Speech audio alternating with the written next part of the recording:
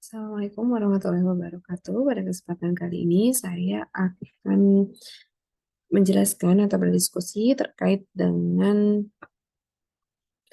bahasan chapter 2 pada mata kuliah Intermediate Accounting 1, yaitu Conceptual Framework of Financial Reporting.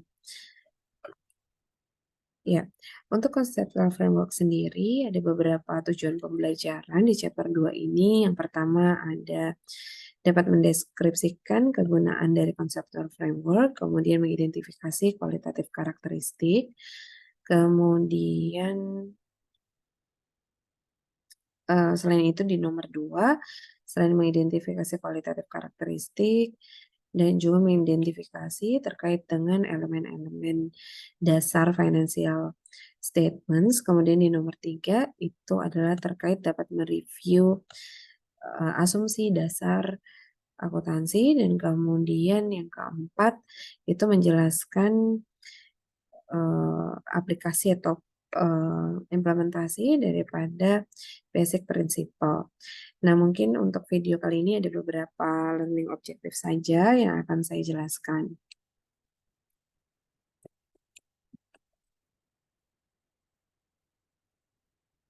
Oke, nah untuk conceptual framework sendiri dalam suatu standar akuntansi itu adalah suatu kerangka yang memang menyajikan konsep, yang konsepnya memang yang mendasari terkait dengan pelaporan keuangan. Jadi dasar-dasar laporan keuangan, konsep-konsepnya ada atau tertuang di conceptual framework. Nah, kebutuhan atas conceptual framework itu sendiri itu terkait dengan kebijakan ya, satu kebijakan, satu pembuatan aturan ya yang memang harus untuk menyajikan. Jadi standar itu memang harus disajikannya dengan kerangka gitu agar mudah untuk mengimplementasikan standar yang ada. Seperti itu. Jadi memang agar standarnya juga lebih berguna, lebih mudah diterapkan, lebih konsisten. Seperti itu.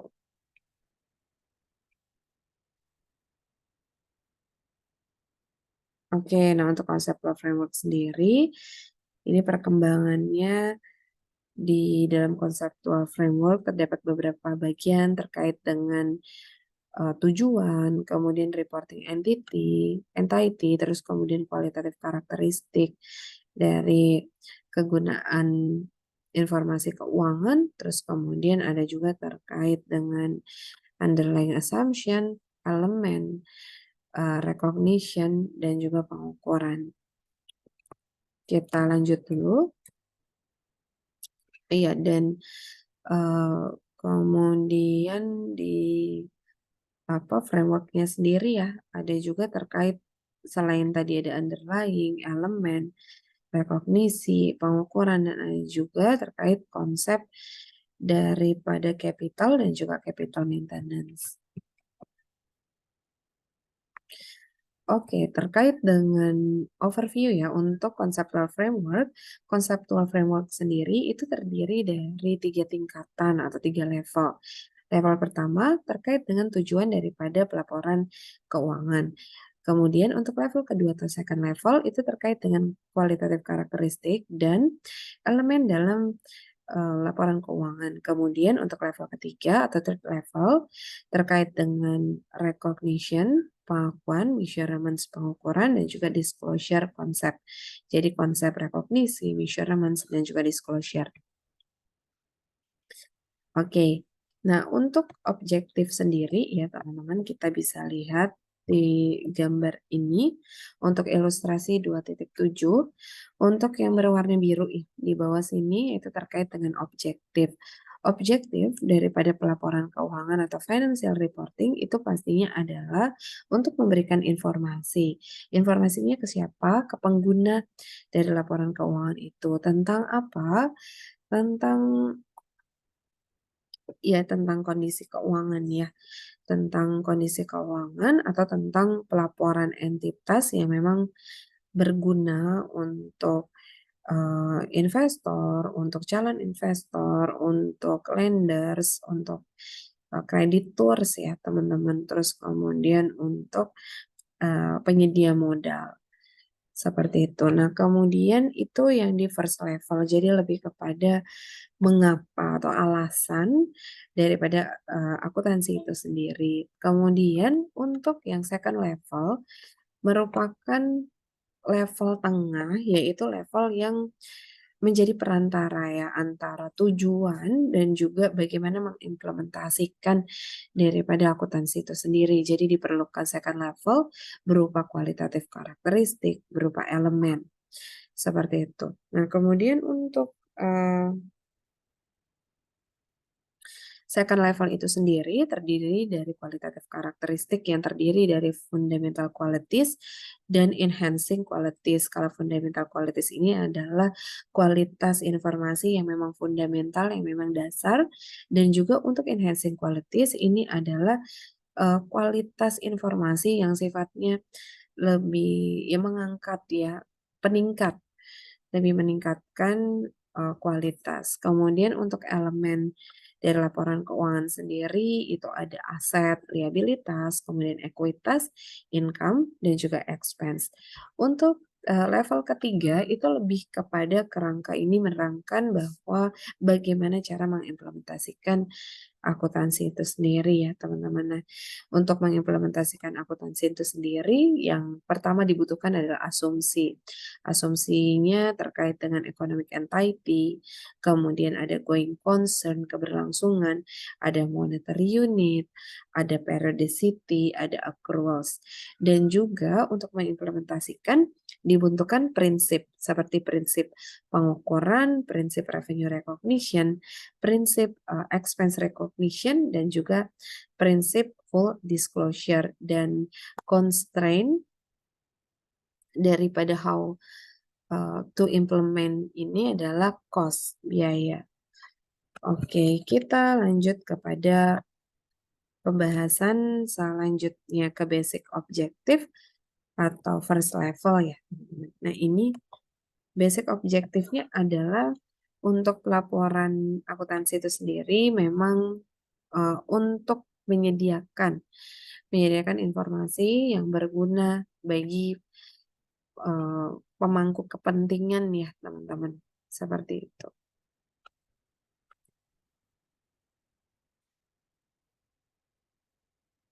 Oke, nah kemudian kita berbicara terkait dengan learning objective selanjutnya ya teman-teman. Nah, ini ada kualitatif karakteristik daripada accounting information.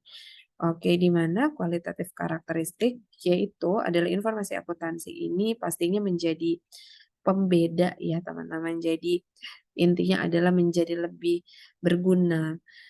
Kemudian unsur-unsurnya.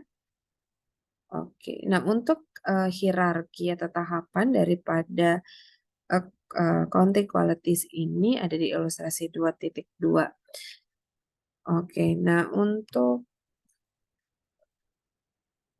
hierarkinya bisa dilihat ya. Ini ada primary users-nya, yaitu capital providers, kemudian ada constraint-nya berupa cost, kemudian pervasive kriterianya terkait dengan kegunaan atau decision usefulness. Kemudian ada fundamental qualities, tadi ada relevance dan juga faithful representation. Dan relevance sendiri itu terdiri dari predictive value, kemudian ada confirmatory value, materiality. Sementara untuk faithful representation itu terdiri dari completeness, neutrality, free from error. Oke, itu di mana ada juga, tadi kan fundamental qualities-nya relevance dan faithful representation ya. Oke, nah kemudian untuk enhancing qualities-nya itu ada comparability bisa diperbandingkan, verifiability bisa diverifikasi, kemudian timeliness dan juga understandability.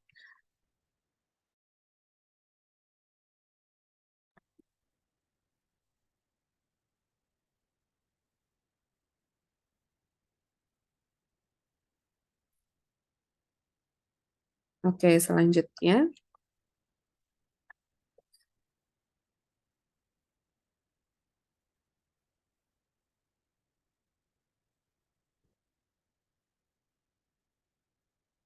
Oke, tadi untuk yang di level 2 ya teman-teman, untuk yang di fundamental quality sendiri ada relevance yang terdiri dari predictive value, confirmatory value, materiality.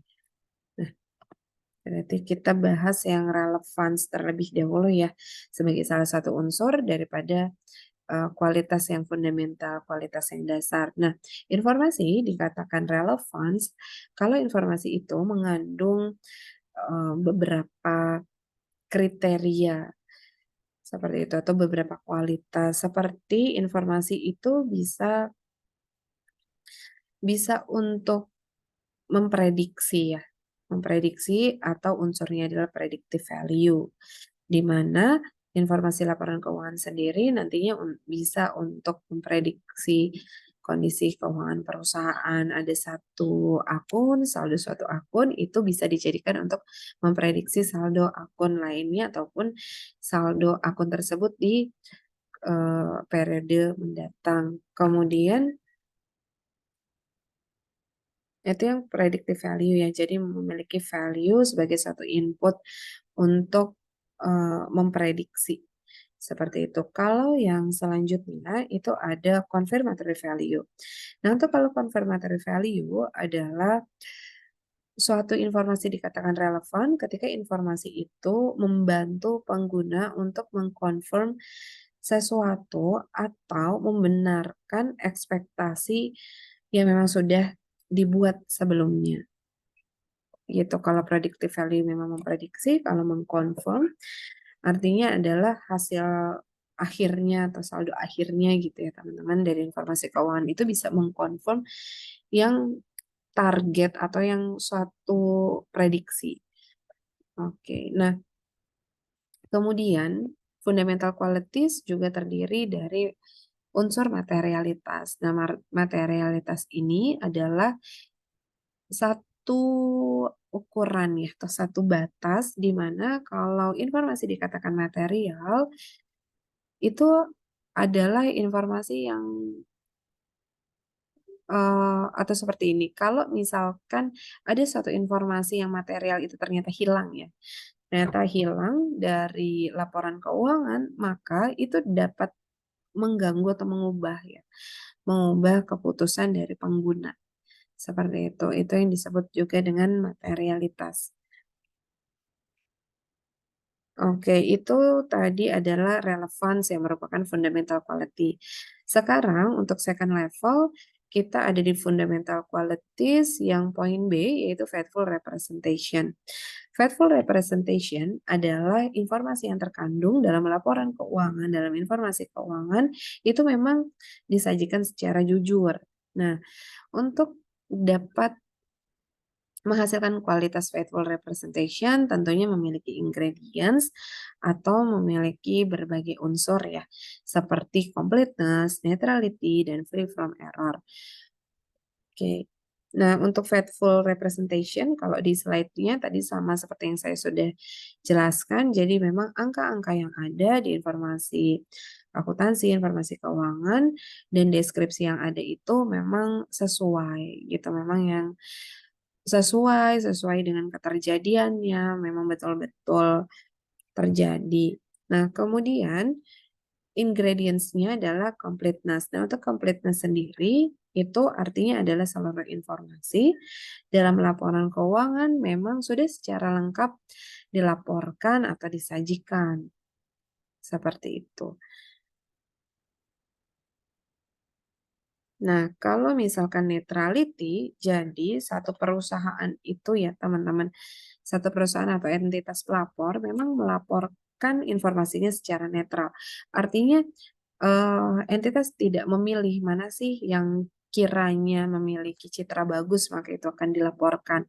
Kalau misalkan itu sekiranya tidak mendukung citra perusahaan, maka tidak dilaporkan. Maka jika seperti itu ya, maka itu perusahaan tidak netral kalau misalkan tebang pilih informasi. Nah, artinya perusahaan harus netral, harus sesuai dengan keadaan yang ada, tidak memilih ya, menselek informasi yang memang hanya menguntungkan saja. Seperti itu. Itu neutrality. Kemudian untuk free from error sendiri, itu adalah informasi, item-item informasi yang ada di laporan keuangan itu memang lebih akurat, lebih mencerminkan faithful representation itu jika bebas dari kesalahan, di mana kesalahan itu sendiri ya teman-teman adalah satu bentuk ya tindakan yang ya tidak disengaja ya, tapi baiknya memang free from error atas informasi. Oke, tadi sudah fundamental qualities, ada yang pertama itu teman-teman, kita balik lagi ke sini, relevance terdiri dari predictive value, confirmatory value, materiality, faithful representation. Tadi terdiri dari completeness, neutrality, dan free from error. Sekarang selain ada fundamental quality, ada juga kualitas informasi yang memang menunjang atau meningkat.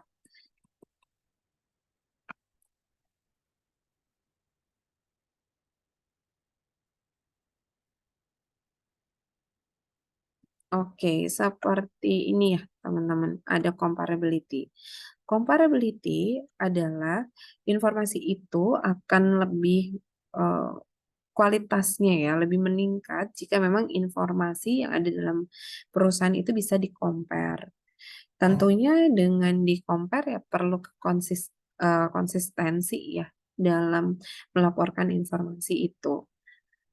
Oke, nah kemudian untuk verifiability ini adalah informasi bisa diverifikasi, bisa dihitung kembali gitu ya. Artinya adalah diverifikasi ketika satu akun nanti akan dihitung kembali oleh pihak yang independen, oleh pihak lain dengan menggunakan suatu metode itu menghasilkan hasil yang sama.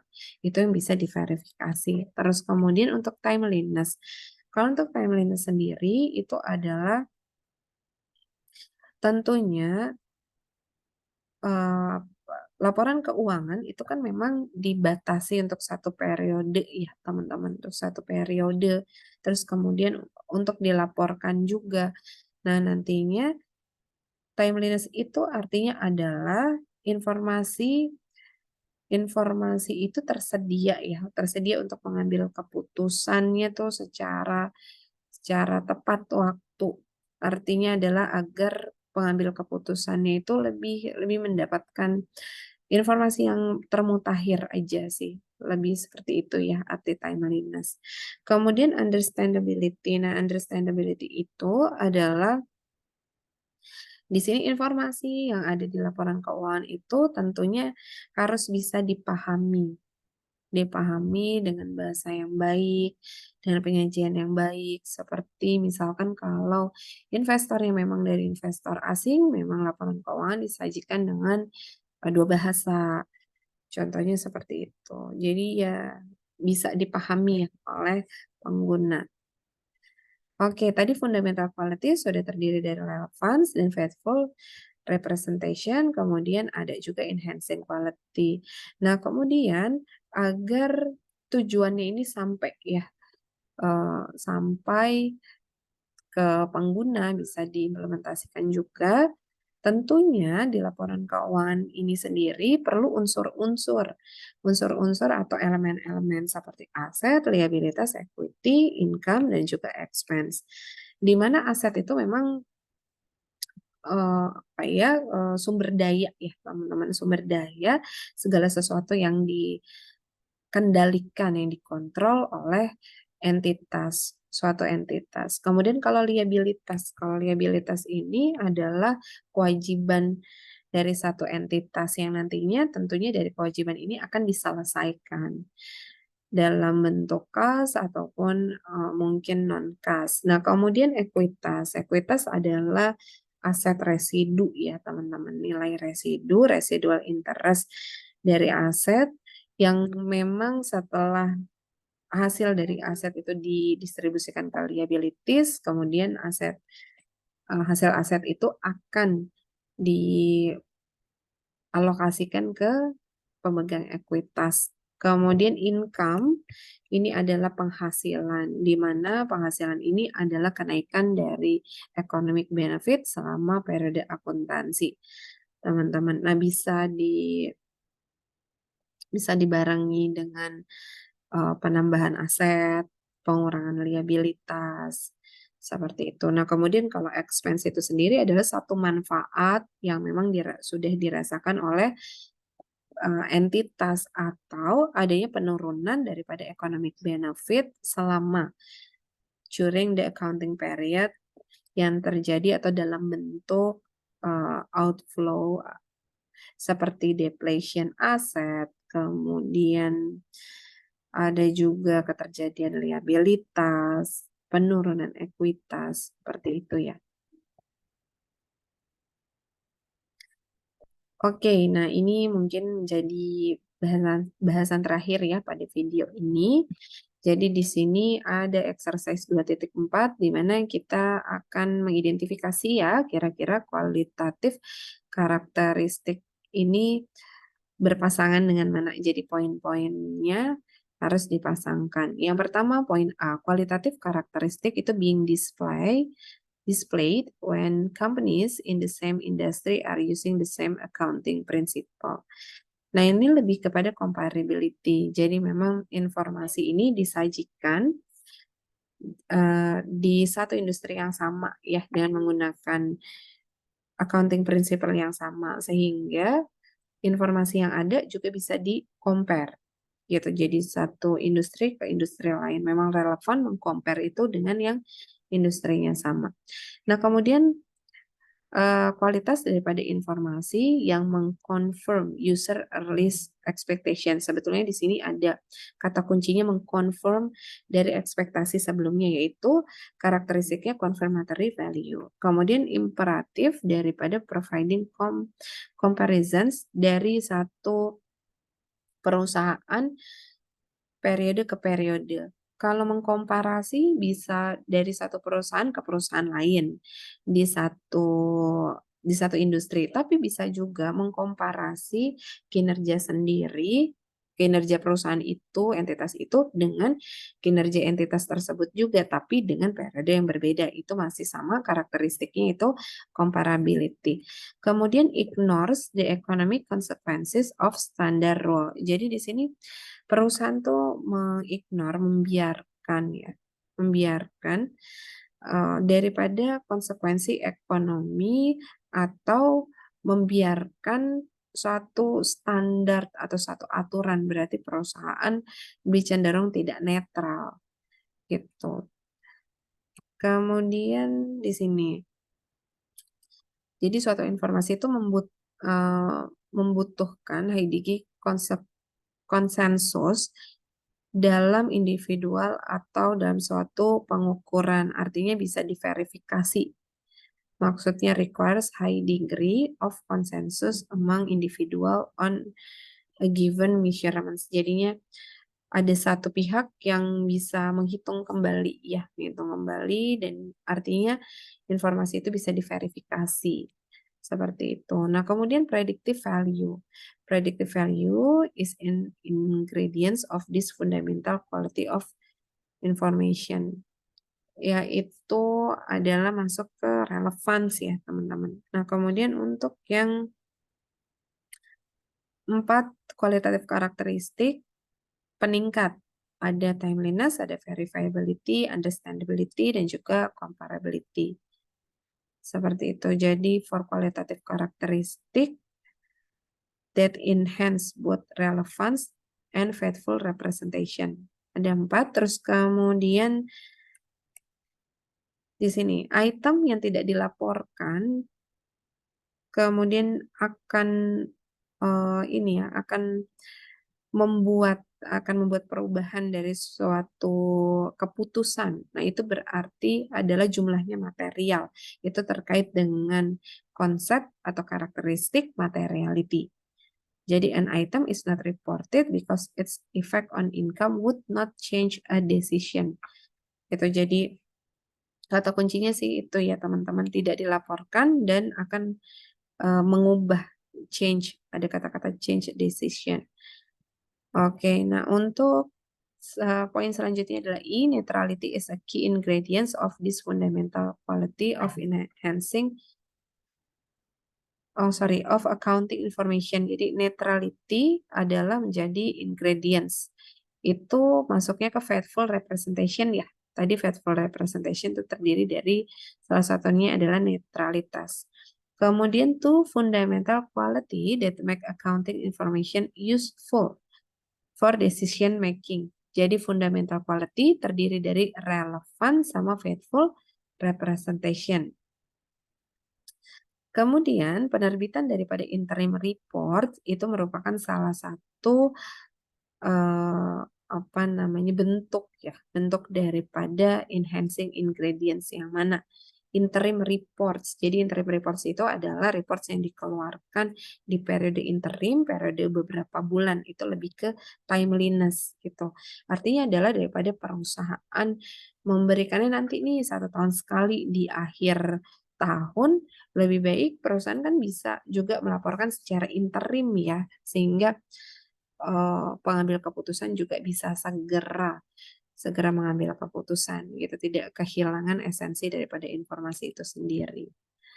Oke, saya rasa cukup video pembelajaran dari saya. Semoga video ini bermanfaat bagi teman-teman yang sedang memahami materi terkait dengan conceptual framework dalam akuntansi.